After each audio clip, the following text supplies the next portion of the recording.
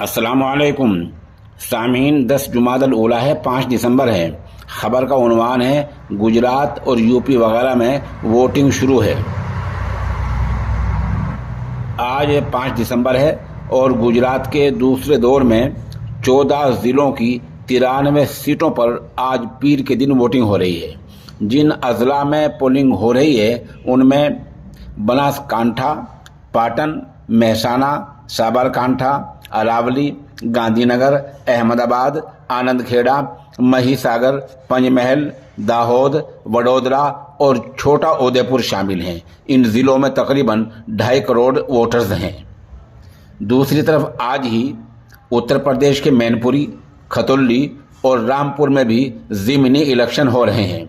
इस बीच रामपुर असम्बली हलके के समाजवादी पार्टी के उम्मीदवार आसिम रजा ने कहा कि पुलिस मुस्लिम अक्सरियती इलाकों में लोगों को वोट नहीं डालने दे रही है।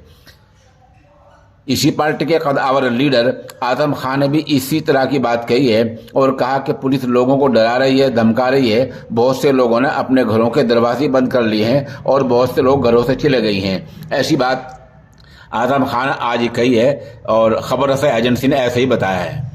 बता दें कि गुजरात के जो 93 हलके हैं जहां आज वोटिंग हो रही है, इनमें 2017 में बीजेपी ने 51 सीटें हासिल की थी, जबकि कांग्रेस ने 39 सीटें हासिल की थी।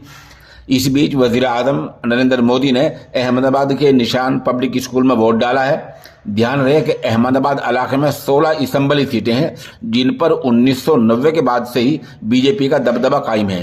अहमदाबाद की मुस्लिम अक्सरियती सीट जमालपुर खड़िया सीट पर मजलिस इत्तेहादुल मुस्लिमीन के उम्मीदवार साबिर काबली वाला भी किस्मत आजमा रहे हैं। चंद तस्वीर पेश खिदमत है, आप हमारे साथ बने रहेंगे। खबर कुछ अपडेट होती है तो इंशाअल्लाह आपको